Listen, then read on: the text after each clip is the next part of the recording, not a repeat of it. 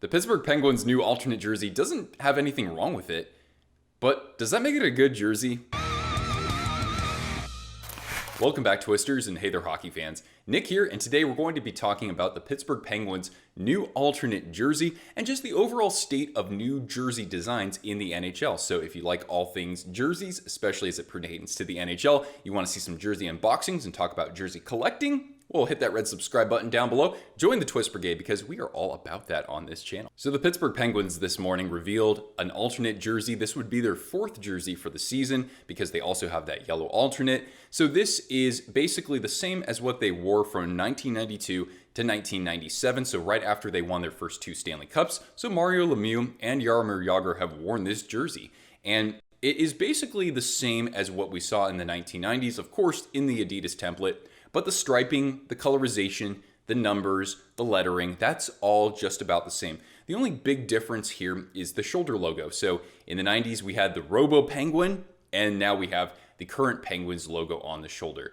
So that's pretty much the design in a nutshell. And overall, I think that it looks fine. I think that it's a fine complement to what they currently have with, this design right here, and of course the white version of that and the yellow version of that, I would say as well. But nonetheless, when I see a jersey like this and some of the other ones that have been revealed in recent years, the first two words that come to my mind are missed opportunity. So really, Penguins fans especially, let me know in the comments below, is this the jersey that you want to see return? I think the Penguins have a very extensive jersey history, and this is one of the designs they certainly could have gone with, but they kind of already did that last year with the reverse retro. So most fans out there probably wanted to see the Robo Penguin return, but with management, that was something that probably wasn't in the cards. But nonetheless, Pittsburgh has a couple of great designs out there. This one right here is maybe my favorite. This is the 2008 Winter Classic, which pays homage to a design that the Penguins wore in the early 1970s. So they actually went to the Stanley Cup final that year, by the way.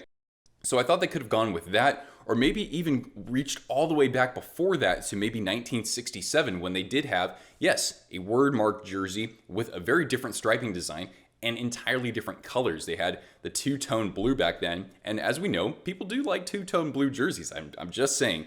They even had a couple other interesting designs all the way up until 1980, and that's when they switched to black and yellow. So really, when I think of the Penguins having a black home, of course, a white away jersey, a yellow alternate, why couldn't they have just completed that picture with that two-tone blue? They've done it in this Winter Classic. They did it, I think, in the 2011 Winter Classic. And so I do think it was a missed opportunity to bring back something that people might have wanted to see a little bit more. The other sort of missed opportunity that I see here is that the Penguins, apart from alternating the logo from the Robo Penguin to the current one, they really didn't do anything else to make this jersey unique. And I think that's a bit of a lazy decision, to be frank with you.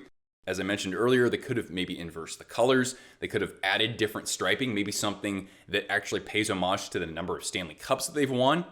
New York Islanders have done something like that, and people have been receptive to that. Or maybe, etched the years in which they've won the Stanley Cup on the stripes. Maybe people would have liked to see something like that. They didn't even put in a design inside the collar. Steel City Hockey. How simple would that be?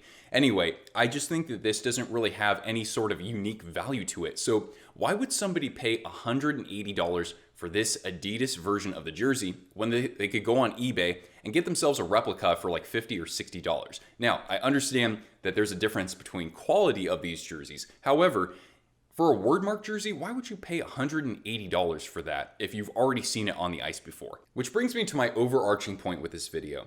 The thing here is that with the Adidas era, we've seen fewer and fewer really unique designs when it comes to jerseys. Of course, we had the reverse retro program, but that is technically a retread, albeit with a couple of fun little twists and turns there. But nonetheless, when I see alternate jerseys coming out these days, it's too often, well, wait, we've already seen that before. So I'm going to point out a couple of examples, and then I'll give you some examples of teams that have actually innovated in what I think is a fairly bland era for new jersey designs. Some of you saw one of my recent videos in which I ranked the 15 worst alternate jerseys of the past 15 years, and I had 5 honorable mentions there as well. A ton of those are Adidas jerseys because they're overall, I think, fairly bland. When I think of the Devils' recent alternate jersey, it's just a bunch of stripes on the shoulder, a bunch of stripes on the arm, and a script jersey. And what they were doing there is giving the fans something that they don't want. They weren't asking for that. They just want a black jersey with the Devils logo on there, a couple of stripes, and it will look good. Look at the Washington Capitals alternate. I know some of you out there like it, but the overwhelming majority of Capitals fans want a full-time jersey, whether that's a home jersey or an alternate, with either the Screaming Eagle or the Weagle on there. So they just took a very generic template and they slapped a big W on there. That to me is not necessarily innovation. I look at maybe their Winter Classic jersey from the Reebok era as something that did something a little bit different for Washington Capitals hockey. Similarly to the Capitals, I look at the Islanders alternate jersey. I like this one a little bit more, but at the end of the day, it's just a very generic template with 2 letters on it.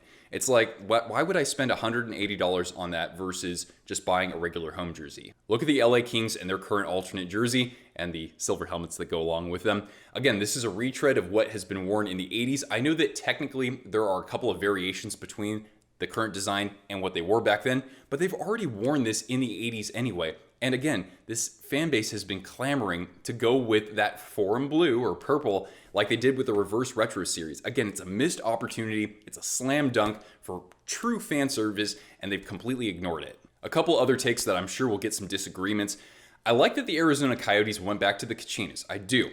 But the color scheme on that, there's no color scheme. It's just this terrible hodgepodge, this regurgitation of everything that made 90s designs ugly in the first place. They could have gone with something that was 21st century, and they didn't do it. They could have actually paved a new direction for that era. So it's a hit and a miss from me. I also look at the Oilers Color Rush jersey. There's just too little going on with it. It's very oily, I guess, if I were to characterize it. I know some people like Color Rush, but there's like 2 little stripes on the arms and that's it. It's just that these designs, while a lot of you out there might say that they're clean, I still think that they're fairly uninteresting. Now, the 1990s gave us a ton of terrible, terrible jerseys, some of the worst of all time, but many of which people actually love and want to collect today, or were part of the reverse retro series this past season. So I think of Blasty and Wild Wing and Peyote jersey. You know, there was just so many different designs and so many different elements. And I know that it looked like a 4th grader designed a lot of them, but nonetheless, at least they actually tried some new things.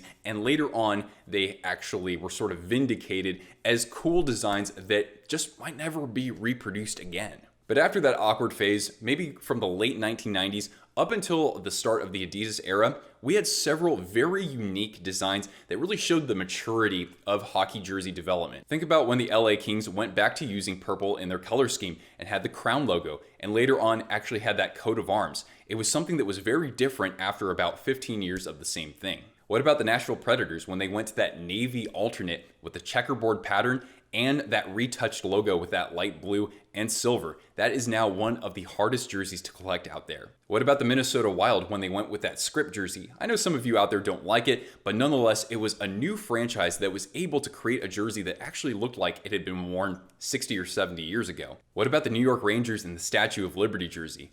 A lot of people out there would want to see them actually wear that full time, and of course that was part of the reverse retro series. And then of course the Columbus Blue Jackets Cannon jersey that had absolutely nothing to do with their branding, and it's one of the best jerseys out there for the past decade plus, I would say. Now I could go on forever with some more examples like the powder blue for the Atlanta Thrashers, but I wanted to highlight some teams that in the Adidas era actually did try innovating when coming up with new jersey designs. Now I actually don't like this alternate jersey, but I want to give credit where it's due, and that's the Vegas Golden Knights gold alternate. So they went with a full-on gold jersey, but the thing is that they actually had that sort of gold flecky texture in there. So it actually presents itself completely differently than any other jersey out there. And even before that, with their armbands for the home, away, and the alternate, they have that sort of shield, the texture that's part of the shield in there, or the pattern, I should say. What about the Carolina Hurricanes? They came out with the 2008 black alternate jersey, which looked very different from their home and away. And then in Adidas, they came out with a new design that people have really embraced with the double storm flags there, in addition to the heathered arms and the stealth shoulders.